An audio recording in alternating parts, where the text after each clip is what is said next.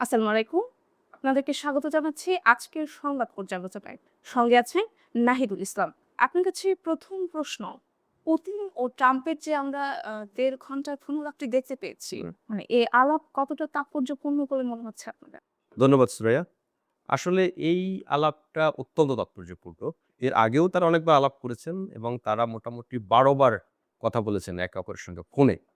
এটা ভালো দিক। রাশিয়া এবং যুক্তরাষ্ট্রের মধ্যে কিন্তু আমরা স্বাভাবিকভাবে একটা বৈরী সম্পর্ক দেখি এবং চির তাদের সম্পর্ক। সেখানে দাঁড়িয়ে ২ প্রেসিডেন্ট কথা বলেছেন।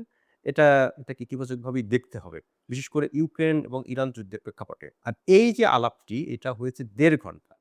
এখন পুতিন এবং ট্রাম্পের মতো মানুষ যখন ১.৫ ঘন্টা আলাপ করে তখন স্বাভাবিকভাবে একটা কৌতূহল জাগে যে আসলে তারা কি নিয়ে কথা বলেছেন। কারণ বিশ্বজুড়ে কিন্তু একটা সংকট আমরা দেখতে পাচ্ছি। এবং সেই সংকটের কারণও বলা যায় যে তারা নিজেরাই। বিশেষ করে যদি মার্কিন প্রেসিডেন্ট ডোনাল্ড ট্রাম্পের কথা বলি, এই এক ট্রাম্প যে যতটা সংকট তৈরি করেছেন এই বিশ্বে, সুতরাং এটার সমাধানের দায়িত্ব তার আসলে। এবং নির্বাচনের আগে তিনি যুদ্ধবিরতি কথা বলেছেন। তিনি যুদ্ধ বাঁধাবেন না, যুদ্ধের খরচ নিয়ে তিনি কথা বলেছেন। তিনি একদিনেই রাশিয়া-ইউক্রেন যুদ্ধ থামিয়ে দেবেন বলেছেন। কিছুই তো পারেননি। বরং তিনি আরো যুদ্ধ বাধিয়ে দিয়েছেন। পুরো মধ্যপ্রাচ্যকে তিনি অশান্ত করে ফেলেছেন। তার একটা সিদ্ধান্ত কিন্তু মধ্যপ্রাচ্যে যুদ্ধ বেঁধে গেছে আর সারা বিশ্বে একটা অশান্তি তীব্র একটা অশান্তি আমরা দেখছি জ্বালানি সংকট এবং অন্যান্য আ ক্ষেত্রে। তো এখন তারা যে এই ২ জন আলোচনা করলেন, এই আলোচনায় মূলত ২ টি বিষয়ে প্রাধান্য পেয়েছে। একটি হচ্ছে রাশিয়া-ইউক্রেন যে যুদ্ধটি চলছে গত ৪-৫ বছর ধরে, সেই যুদ্ধটির কি হবে? এবং এটা তো কয়েক দফায় ট্রাম্প ব্যর্থ হয়েছেন এই যুদ্ধ থামাতে। পুতিনের সঙ্গে আলাপ আলোচনাও তিনি করেছেন। তারা ২ জন সাক্ষাৎ করেছেন, সাক্ষাৎও কথা বলেছেন। তো এরপরে আশা করা হয়েছিল যে হয়তো একটা সমাধান আসবে কিন্তু আসেনি। সেই যুদ্ধ কিন্তু এখনো চলছে এবং এই ইরানের যুদ্ধের প্রেক্ষাপটে ওই যুদ্ধটা নিয়ে একটু ভাটা পড়েছে। ওটা নিয়ে তেমন একটা আলাপ আলোচনা নেই। কিন্তু সেখানে কিন্তু প্রতিদিনই মানুষ মরছে। বিপুল ক্ষয়ক্ষতি হচ্ছে। তো মূলত যেটা বলছিলাম যে ২ টি বিষয় নিয়ে তারা সেখানে কথা বলেছেন। একটি হচ্ছে এই রাশিয়া-ইউক্রেন যুদ্ধ এবং আরেকটি হচ্ছে ইরান-যুক্তরাষ্ট্রের যুদ্ধ সেটি। তো এখন রাশিয়া-ইউক্রেন যুদ্ধ নিয়ে রাশিয়ার পক্ষ থেকে বলা হয়েছে যে তারা একটা সাময়িক যুদ্ধবিরতিতে যেতে চায়। বিশেষ করে সামনে যে ২য় বিশ্বযুদ্ধের বার্ষিকীতে তারা রাশিয়ার পক্ষ থেকে একটা অফার দেওয়া হয়েছে যে এই যুদ্ধে সাময়িক বিরতিতে যাওয়া যায় কিনা। তো ট্রাম্প এটাকে খুব ভালো বলেছেন এবং অন্যদিকে রাশিয়া আরেকটি জিনিস বলেছে যে ইরানের যে ইউরেনিয়াম আছে সেটা তারা তাদের মধ্যস্থতায় নিয়ে গিয়ে ইরান যুক্তরাষ্ট্রের যে সমস্যা সেটা সমাধান করা যায় কিনা। তো ট্রাম্প এটাকেও অনেকটা ইতিবাচকভাবে দেখছেন। অর্থাৎ রাশিয়ার একটা ভূমিকা হলো যে ইউক্রেনের সঙ্গে তার যুদ্ধ থামানোর বিষয়ে একটা অগ্রগতির বিষয়ে আলোচনা হয়েছে। আর দ্বিতীয় হচ্ছে ইরান যুক্তরাষ্ট্রের যুদ্ধ চলছে সেই যুদ্ধের মধ্যস্থতাকারী বা একটা গুরুত্বপূর্ণ অংশীজন হিসেবে কিভাবে রাশিয়ার ভূমিকা রাখতে পারে এটা। তার মানে যুদ্ধ থামানোর বিষয়ে তাদের মধ্যে একটা আলাপ আলোচনা হয়েছে। দিন শেষে আসলে তো আমাদেরকে এইসব নেতার উপরেই ডিপেন্ড করতে হবে। কারণ হুম। যুদ্ধ তারাই বাধিয়েছেন আবার তারাই থামাবেন এখানে। সাধারণ মানুষ হিসেবে আমরা এটা শুধু আলাপ আলোচনা করতে পারি, কথা বলতে পারি। সেই হিসেবে ১.৫ ঘন্টা তারা যে আলোচনা করেছেন নিশ্চয়ই এসব বিষয় নিয়ে তারা আলোচনা করেছেন এবং কেউই কিন্তু আসলে খুব যে স্বস্তিতে আছে এমন নয়। রাশিয়া একটা দীর্ঘমেয়াদী যুদ্ধে জড়িয়ে পড়েছে এবং তাদের দীর্ঘমেয়াদী যুদ্ধের কিন্তু সুনাম আছে। বছরের পর বছর ধরে তারা যুদ্ধ করতে পারে। তাদের ক্লান্তি আসে না। অনেকটা আমরা ওয়াইল্ড ডগ এর ক্ষেত্রে দেখি না যে মাইলের পর মাইল তারা কিন্তু দৌড়াতে পারে। অন্য কোনো প্রাণী কিন্তু এভাবে পারে না। ফলে তাদের শিকারের একটা কৌশল হলো সে এত ধীরে দৌড়াচ্ছে কিন্তু টানা সে দৌড়ে যেতে পারছে। রাশিয়ার ক্ষেত্রে তাই। যুদ্ধের ক্ষেত্রে তারা টানা যুদ্ধ করে যেতে পারে। বছরের পর বছর ধরে তারা যুদ্ধ করতে পারবে। এবং এক্ষেত্রে তাদেরকে বলা হয় আমেরিকার থেকেও তারা এগিয়ে।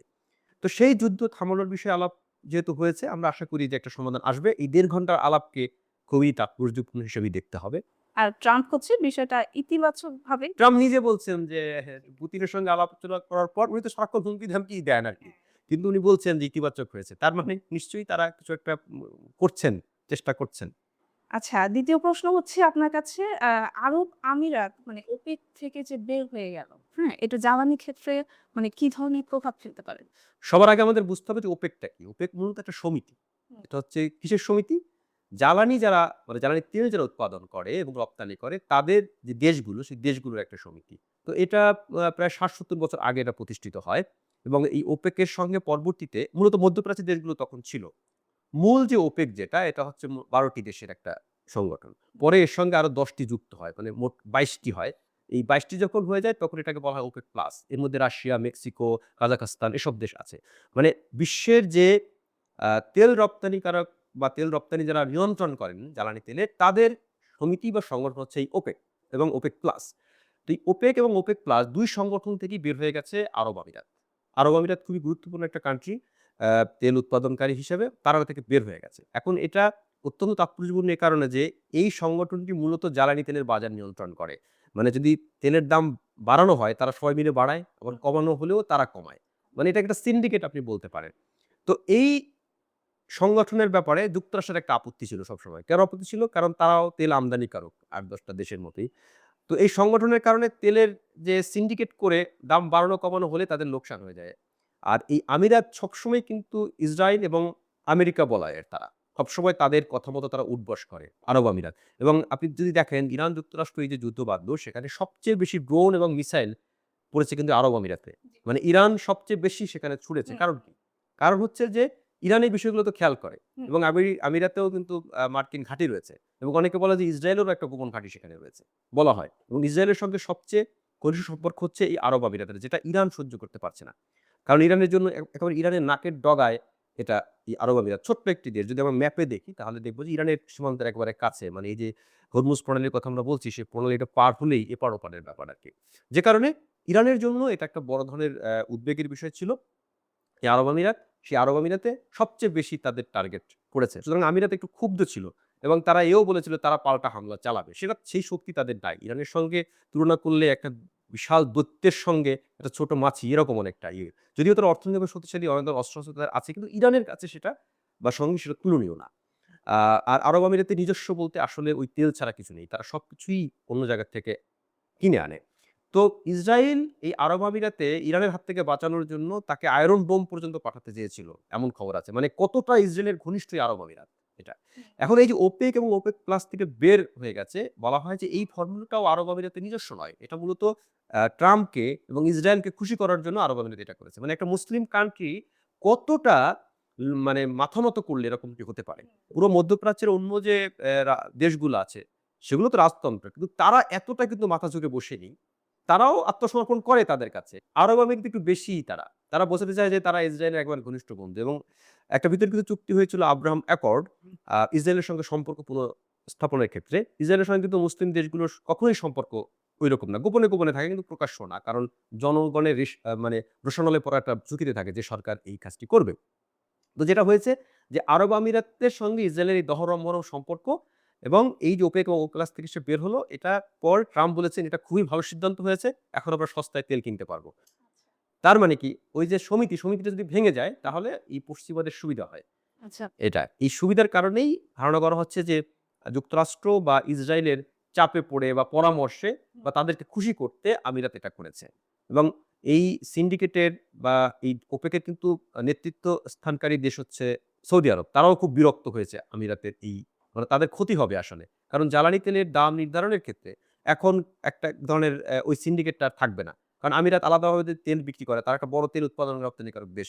সে কারণে জ্বালানি তেলের বাজারে এটা একটা প্রভাব পড়বে এবং এটা একটা বড় খবর। বড় ধরনের খবর এবং এই সমিতি এখন অনেকে বলছেন যে অন্য আরো সদস্য এখান থেকে বের হয়ে যেতে পারেন। তার মানে ওপেকের ভবিষ্যৎ নিয়েও অনেকে প্রশ্ন তুলছেন। সেটা হবে কিনা সেটা সময় ব্যাপার। কিন্তু আমিরাতের এই পুরো সিদ্ধান্তটি হচ্ছে মূলত তাদের যে পশ্চিমা মিত্র তাদেরকে খুশি করার জন্য। সর্বশেষ প্রশ্ন আপনার কাছে। বিশ্বজুড়ে যে মানে চীনের যে যুদ্ধ বিমানগুলা রয়েছে, এগুলার যে চাহিদা বাড়ছে, মানে আমরা কি ধরে নিতে পারি যে চীন আসলে অপ্রতিরোধ্য হয়ে উঠছে, এমন কিছু? চীন আসলে ইতিমধ্যে অপ্রতিরোধ্য হয়ে উঠেছে এবং তাদের এই যে যুদ্ধ বিমানের কথা বললেন, আ কয়েকটি ভেরিয়েন্টে তারা যুদ্ধ বিমান বানায় এবং যদিও তারা এখন রাশিয়া, আমেরিকার সমকক্ষ না এসব ক্ষেত্রে। কিন্তু খুব চ্যালেঞ্জিং একটা পজিশনে তারা চলে গেছে। বিশেষ করে যদি ভারত-পাকিস্তান একটা যুদ্ধের কয়েকদিন ব্যাপী একটা যুদ্ধ হয়েছিল, লড়াই হয়েছিল। সেখানে এই চীনা যে যুদ্ধ জে-17 থান্ডার যেটা পাকিস্তানের একটা ভেরিয়েন্টও তৈরি করে চীন। সেই যুদ্ধবিমান দিয়ে পশ্চিমাদের পাওয়ারফুল যে স্টেলথ যুদ্ধবিমান সেগুলোকে ধরাশায়ী করে দেওয়া হয়েছে। মানে জে-17 কিন্তু ওই যুদ্ধবিমানের অর্ধেকেরও কম দাম। সস্তা যুদ্ধবিমান বানানোর ক্ষেত্রে চায়না তো সবকিছুই সস্তা বানায়। হুম। যুদ্ধবিমানও তারা সস্তায় বানাচ্ছে এবং সেই সস্তা যুদ্ধবিমান দিয়ে পশ্চিমাদের দামি যুদ্ধবিমানকে টেক্কা দিচ্ছে। এবং তারা যে কয়েকটা ভেরিয়েন্ট আমি যদি বলি, জে-17 যেটা সেটা খুবই আলোচিত। বাংলাদেশও খোদ এখন কিনতে চাচ্ছে পাকিস্তান এবং চীনের কাছ থেকে। এছাড়া জে-10 সিরিজের তাদের যুদ্ধবিমান আছে। এগুলো সস্তা। এর বাইরে তারা আরো মানে স্টেলথ প্রযুক্তির যেটা যুদ্ধবিমান বানাচ্ছে। এর মধ্যে জে-20 আছে, জে-35 আছে। এগুলো পশ্চিমাদের যে অত্যাধুনিক প্রযুক্তি সেগুলোকে টেক্কা দিচ্ছে। তুলনামূলকভাবে তাদের থেকে খরচ কম। ফলে যুদ্ধ তো একটা খরচের ব্যাপার। এখন যেসব দেশের এই অস্ত্র দরকার পড়বে তারা যদি এখন ৳2 য় ধরুন যদি ২টা পায় সেটাই তো কিনবে। নাকি ২ টাকায় যেটা একটা পায় সেটা কিনবে। যদি সহজভাবে আমরা বলি। তাহলে এই যুদ্ধ বিমানগুলো সস্তা। যে কারণে এখন ইন্দোনেশিয়া, আজারবাইজানের কথা আমরা বলতে পারি ওদিকে। তারা চাচ্ছে যে এই চায়না মডেলের চায়নার যে যুদ্ধ বিমানগুলো এগুলো কিনতে হবে। এগুলো কিনলে পরে তাদের সাশ্রয় হবে এবং আ মানে যুদ্ধের ময়দানেও অত্যন্ত কার্যকর। তো চীন মোটামুটি তবে চীনের উৎপাদনের দিক থেকে এখন সীমাবদ্ধতা আছে। কারণ তাদের নিজেদেরই অনেক লাগে। আ মোটামুটি বছরে তারা ৩০০ ফাইটার জেট তৈরি করতে পারে। এই সক্ষমতা আছে। তারা হাইপারসনিক ক্ষেত্রেও তারা অনেক এগিয়ে গেছে।